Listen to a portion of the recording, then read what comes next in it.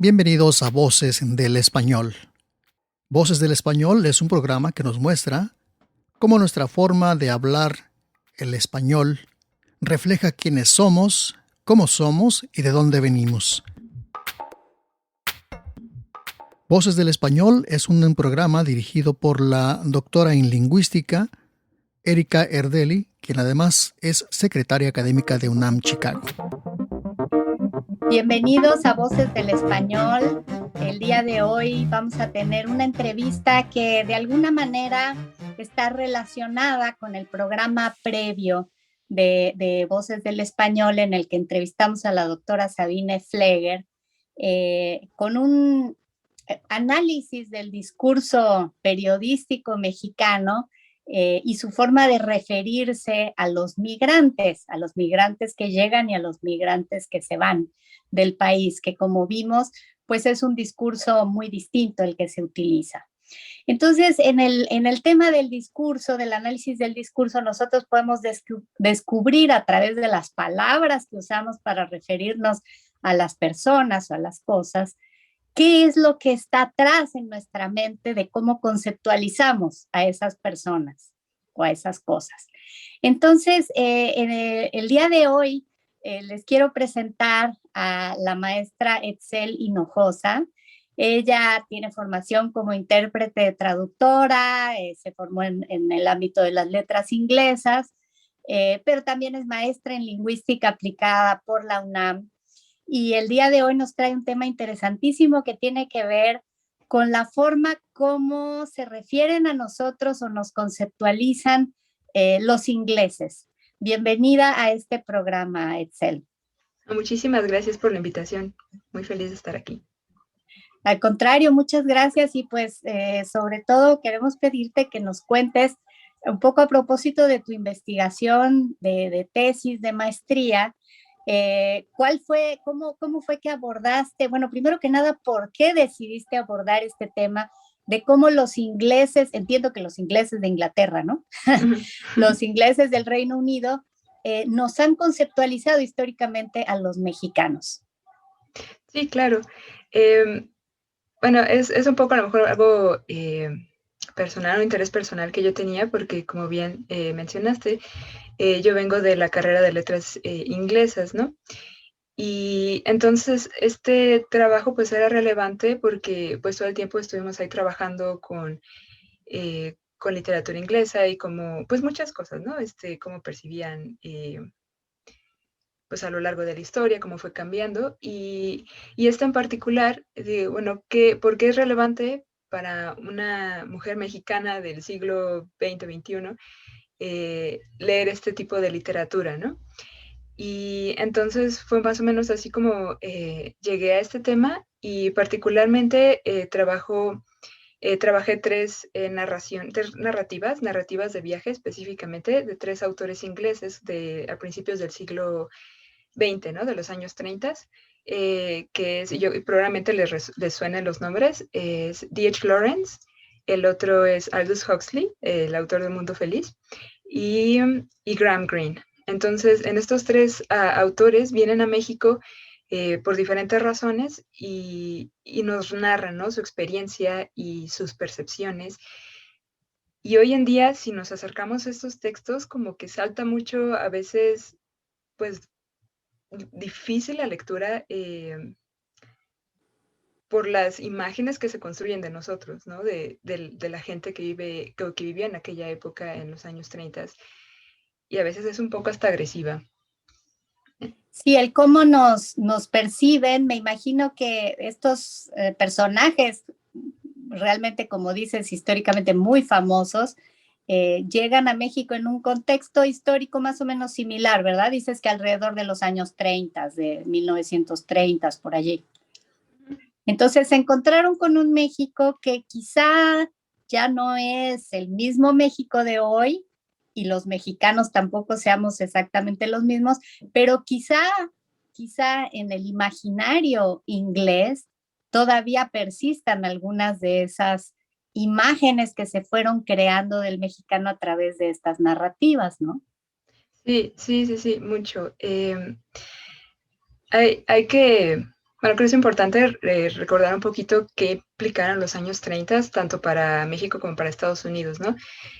Para la audiencia mexicana, a lo mejor esto les suena, ¿no? En los años 30, pues es el periodo postrevolucionario, se están como reconstruyendo las instituciones y, y pues todo este movimiento de los muralistas. Entonces es un La momento muy identidad importante. mexicana también se Ajá, está exacto. gestando ahí. Sí, La exacto. nueva, digamos, identidad Ujú. mexicana. Exacto. Entonces son como las bases, también tenemos la expropiación petrolera, que incluso hoy el día, digamos, es parte del discurso del gobierno, ¿no? Eh, para hablar, ¿no? De cómo se sitúan en la historia.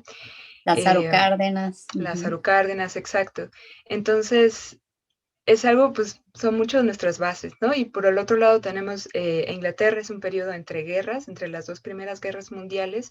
También es un periodo difícil para ellos porque además de las crisis económicas, también estaban perdiendo mucho de sus propias colonias, ¿no? Incluso Virginia Woolf en algún momento en aquella época llegó a decir que el imperio, que la civilización se estaba achicando porque estaban perdiendo control de las colonias, ¿no? El imperio británico se estaba haciendo más pequeño y es interesante escuchar que esto, ¿no? La civilización se está haciendo pequeña, las independencias de diferentes colonias están acabando con la civilización, ¿no?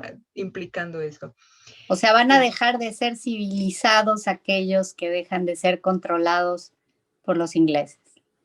Exacto, ¿no? Es como con esa implicación y se ve en las narrativas estas de narrativas de viaje, narraciones de viaje, son estas preocupaciones que tienen estos autores y que buscan encontrarles como cierta solución viendo a México que en ese momento pues ya había logrado su independencia, ¿no? Ya tenía 100 años de ser independiente, si no me fallan las matemáticas, este, y, y además con este otro nivel de que México era una colonia española, ¿no? No una colonia inglesa.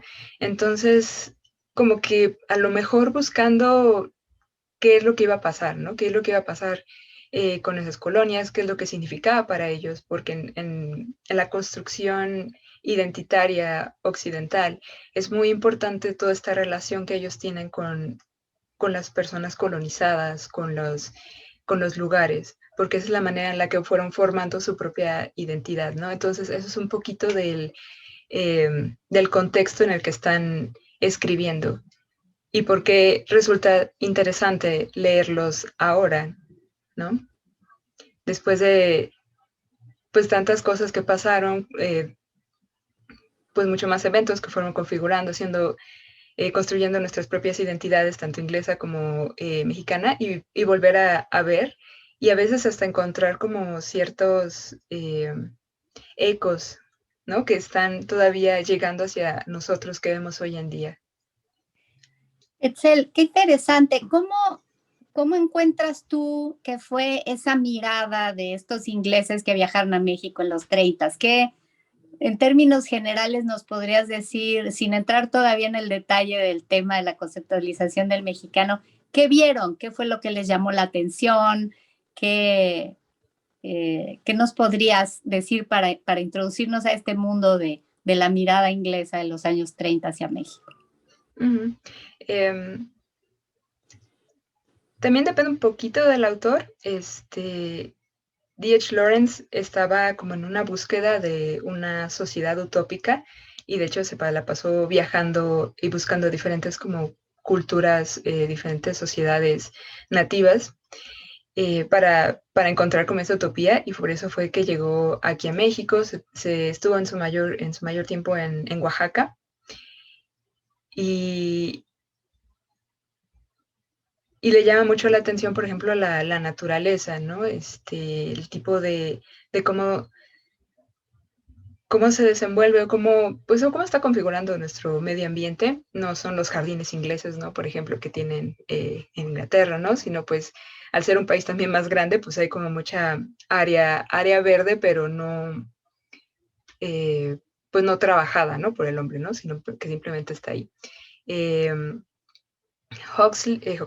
Aldous Huxley viene siguiendo los pasos de Lawrence. Él era un gran admirador y buscando como por qué no encontró esa utopía.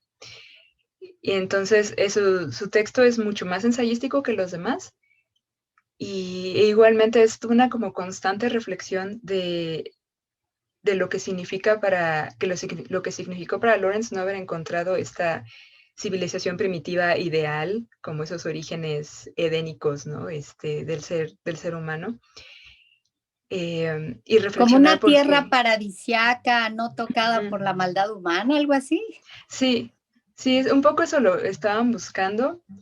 En algún momento hay momentos en los que sienten que lo encontraron, pero son como muy efímeros. Y Graham Greene viene como más en una labor periodística para documentar como todos las consecuencias que tuvo la guerra cristera, ¿no? Al finales de los 30. Greene, él era católico, entonces para él era algo personal, ¿no? Ver cómo estaban persiguiendo a los católicos aquí en México. A él llegó a comprarlo, ¿no? Que es una persecución mucho tan grande como en la época isabelina, ¿no? En la época isabelina donde las protestantes estuvieron, e incluso la iglesia anglicana y todos tuvieron una persecución grande hacia los católicos. Entonces, también para Greene era buscar también esa devoción católica en los mexicanos, en las comunidades indígenas,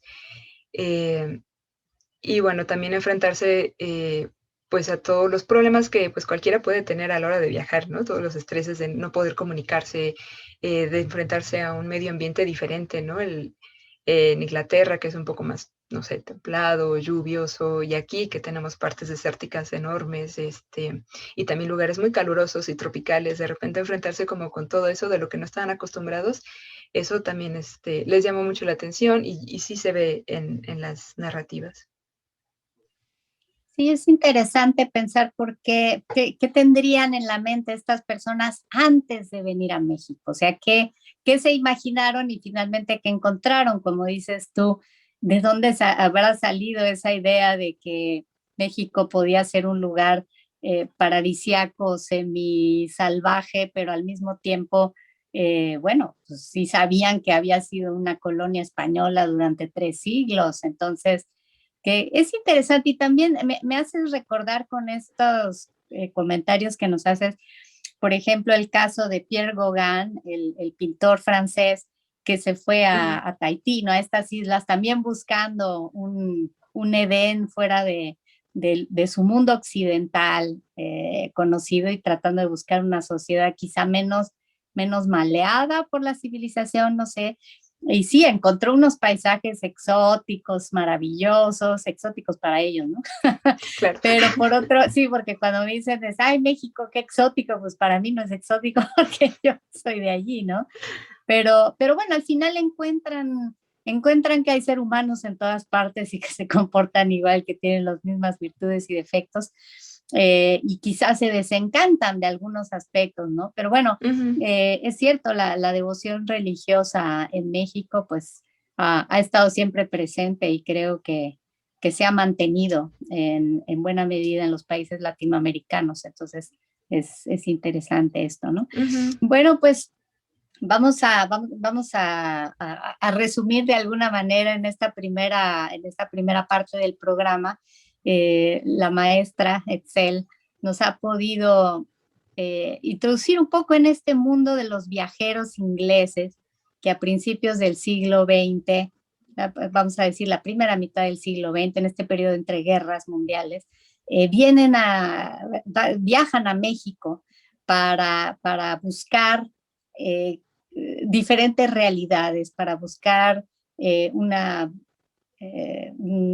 civilización diferente, un contexto diferente o un entorno natural diferente, no sé, ¿no?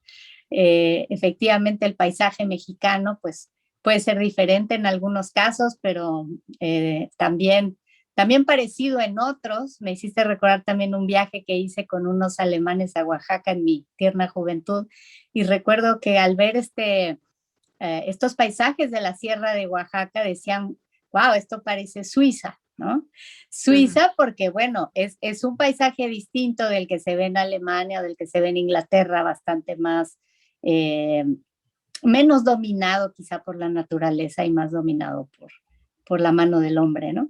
Entonces, ujú. bueno, pues hemos hablado de todo esto y todo como base para entender cuál es este discurso de los ingleses hacia los mexicanos, cómo nos describen, cómo nos ven, cómo nos conceptualizan, que es de lo que vamos a hablar en la segunda parte de este programa. No nos dejen, volvemos enseguida.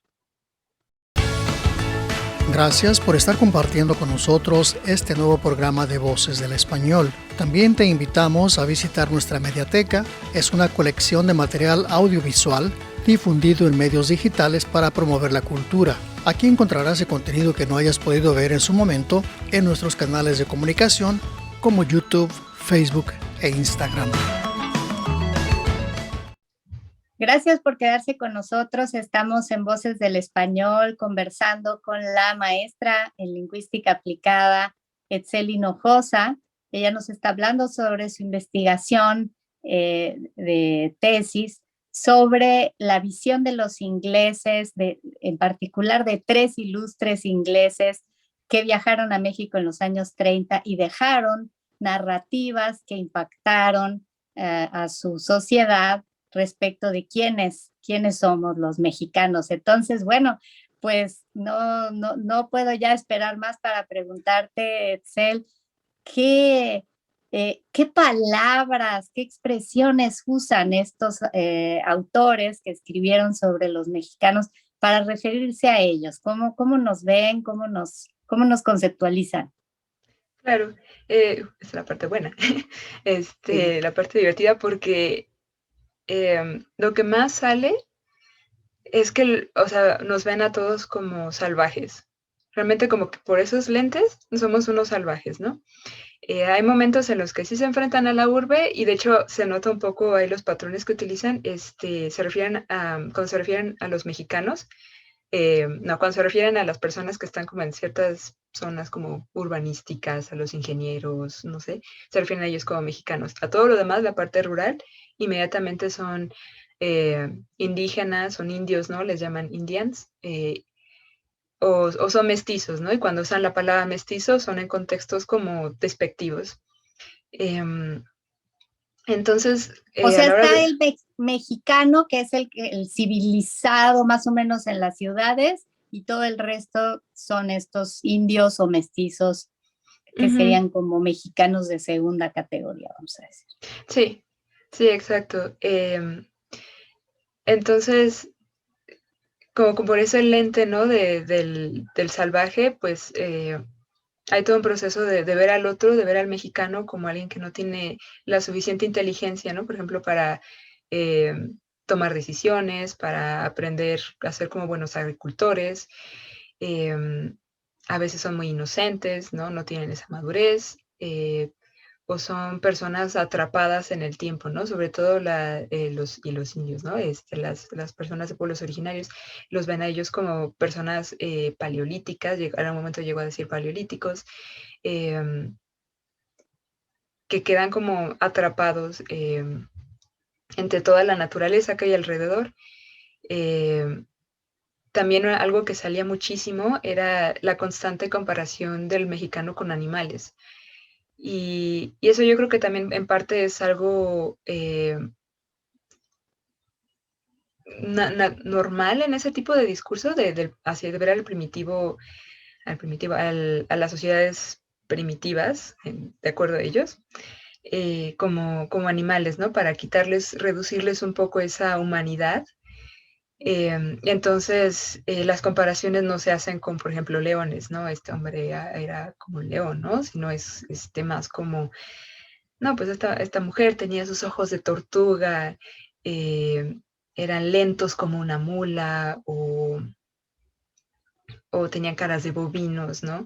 Entonces, como una manera muy, muy despectiva. Entonces, por eso, a pesar, ¿no? De que son autores de renombre, que uno piensa que tienen esta delicadeza, ¿no? Para entender la naturaleza humana, si un mexicano lee estos textos, no se va a encontrar a sí mismo, ¿no? Se encuentra con una imagen totalmente pues que saltan, ¿no? Y aún así, ese tipo de discursos que ellos manejan, que ellos presentan, a través de los cuales ellos presentan al otro, en alguna manera, pues nosotros también los absorbimos y los absorbemos a la hora de describir al otro, ya incluso aquí dentro de México, ¿no?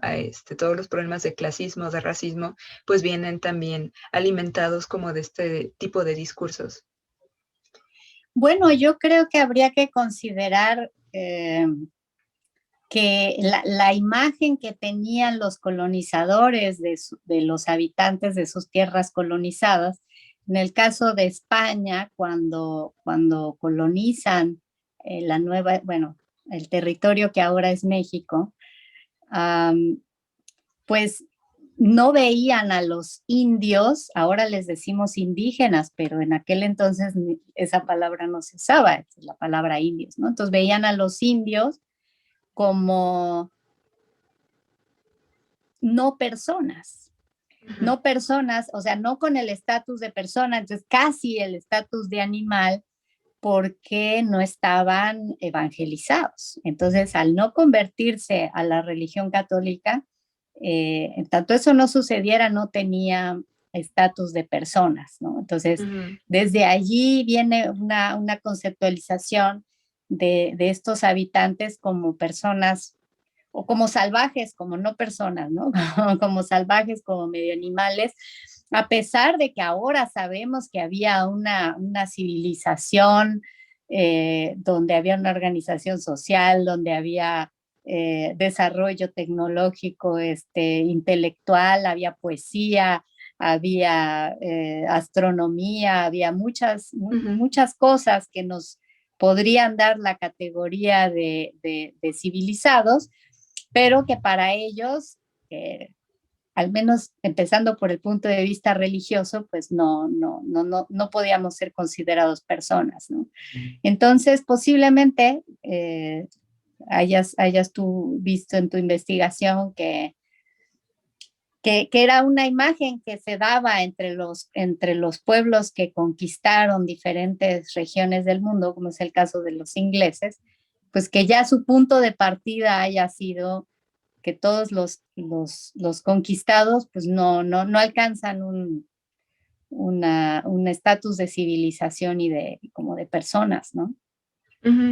Sí, sí, eso es, bueno, un fenómeno bien interesante, triste, ¿no?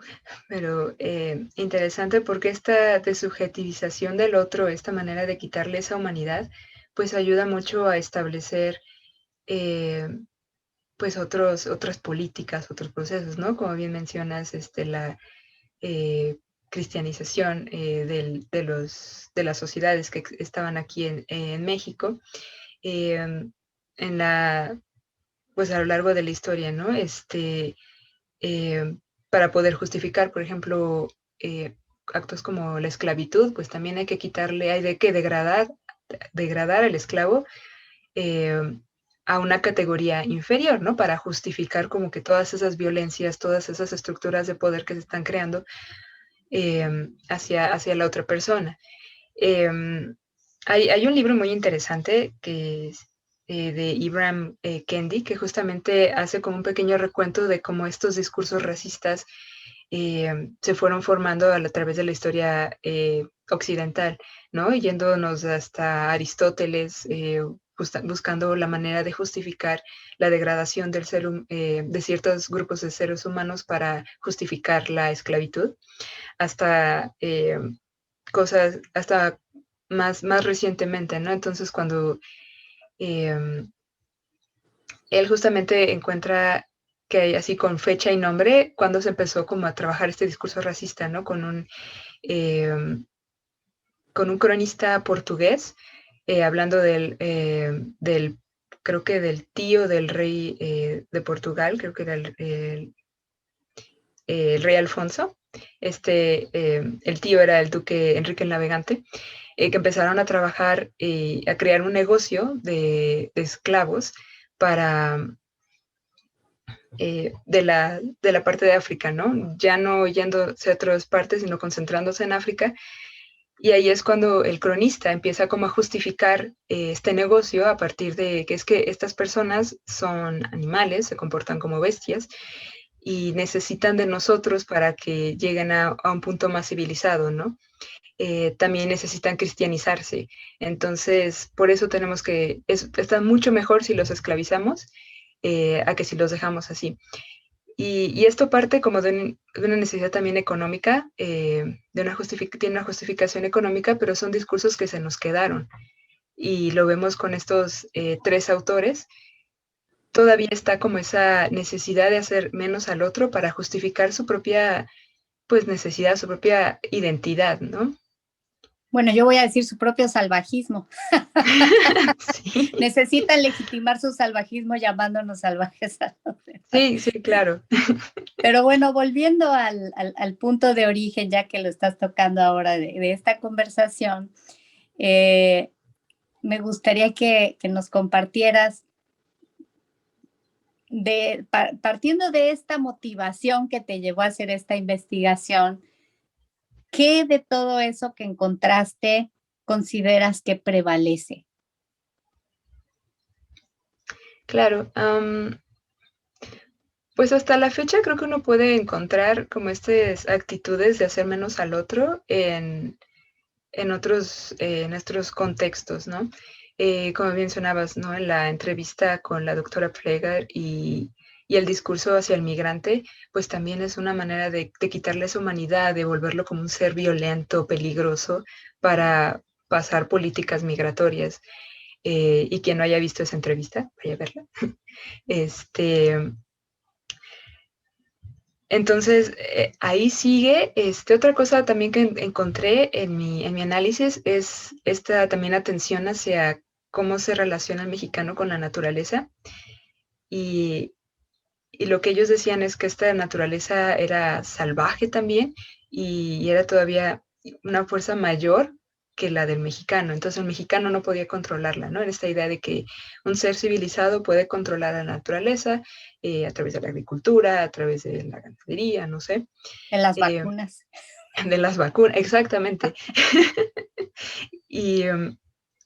Pero aquí en México no, aquí la naturaleza era peligrosa, era exuberante, ¿no? Y hasta la fecha también lo vemos un poco, no hace mucho hubo una discusión, ¿no? En Twitter sobre el Imperio Británico y salía mucho también este argumento, dice, bueno, es que en nuestras colonias lo que hicimos fue, pues, ayudarles a construir, vías de tren y todo eso para que la naturaleza, como para domar esa naturaleza, ¿no? Todavía sale mucho argumento. No sé si... Sí, el discurso, bueno, tú te centraste en los ingleses, pero sería interesante ver también los españoles qué visión todavía tienen de quiénes somos los americanos, los latinoamericanos en particular, y qué tanto creen que les debemos a ellos. Pero la verdad es que, en fin, vinieron a imponer una religión que no entiendo de dónde sale, que es superior a otras religiones de aquí.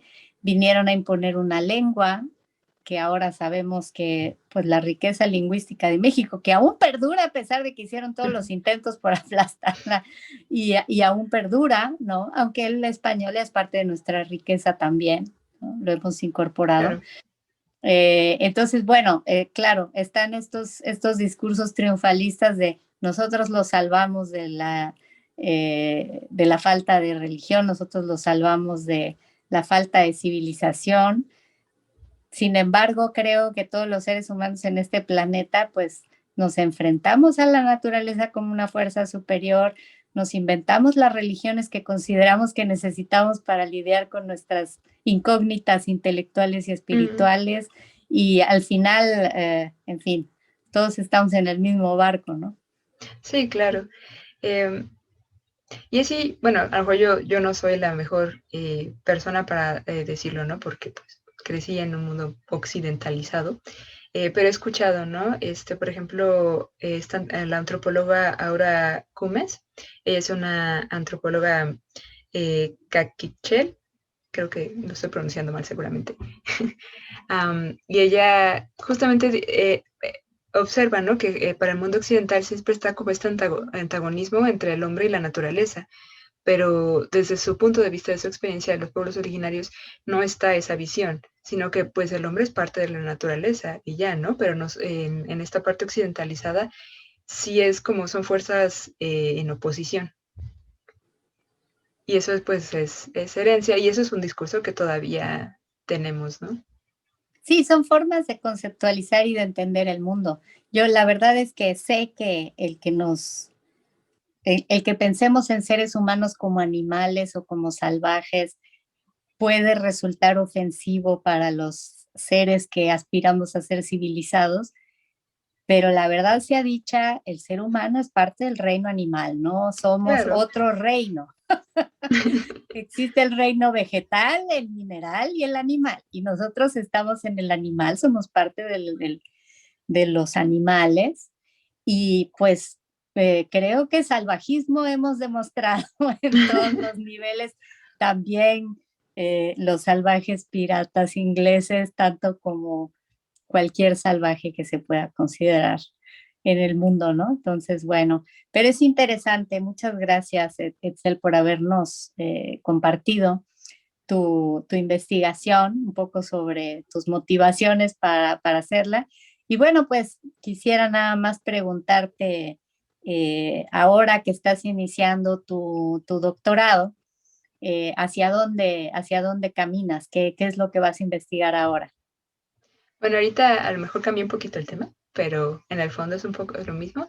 Lo que quiero trabajar es cómo las mujeres, ¿no? Porque ahora quiero centrarme nada más en México, cómo las mujeres actualmente estamos construyendo nuestra identidad tal cual, ¿no? Como mujeres, a partir de narraciones de vida, ¿no? Y, y sí me quiero centrar un poco también en cómo en su mismo discurso, en el mismo discurso de las mujeres, hablamos de las demás personas, ¿no? Cuando hablamos de las personas y metemos sus voces en nuestra propia historia. Entonces en eso quiero trabajar en esta nueva etapa y aunque suena un poco temas diferentes, en el fondo un poco es lo mismo, porque al final es entender cómo realmente las narraciones nos ayudan a interpretar el mundo, a construir identidades, a situarnos en nuestro espacio y tiempo y a situar a los demás, ¿no? Y cómo nos relacionamos con los otros. Entonces, es un poquito, todavía no está como tan definido, pero más o menos es por ahí. Pues un tema de gran actualidad y efectivamente tiene que ver en la medida en la que en los discursos podemos vislumbrar qué tenemos en la cabeza, esas conceptualizaciones que tenemos del indio o de la mujer o de lo que sea, que siempre en las narrativas salen, incluso lo que tenemos en el subconsciente y que no sabemos que estaba allí hasta que nos lo subrayan, nos lo señalan, mira, utilizaste esta palabra, ¿no? Utilizaste paleolítico para referirte a, ¿no? Y en esas palabras es que esta especie de antropología lingüística que has hecho te permite ir viendo qué tenían en la cabeza estas personas y tratar de rastrear de dónde viene, ¿no? Y pues sí, el cómo conceptualizamos a la mujer históricamente, también ha habido sus momentos en que no se ha tenido muy claro si la mujer tiene estatus de ser humano o no. Exacto, ahí otra vez, ¿no? Quitarle la humanidad ahora sí que a la otra. A la otra en este caso. Pues muchísimas gracias, Itzel, muy interesante tu investigación, tanto la anterior como la presente. Ojalá que en ocasiones futuras pues nos puedas compartir también tus hallazgos, va a ser muy interesante. Te buscaré el próximo año para que nos cuentes. Claro, yo con mucho gusto vengo. Ha sido un honor estar acá. Y gracias a todos ustedes que nos acompañaron. Esto fue Voces del Español en entrevista con la maestra Etzel Hinojosa, maestra en lingüística aplicada por la UNAM. Y pues le agradecemos y los esperamos a todos ustedes en nuestro próximo programa de Voces del Español. Hasta la próxima. Gracias.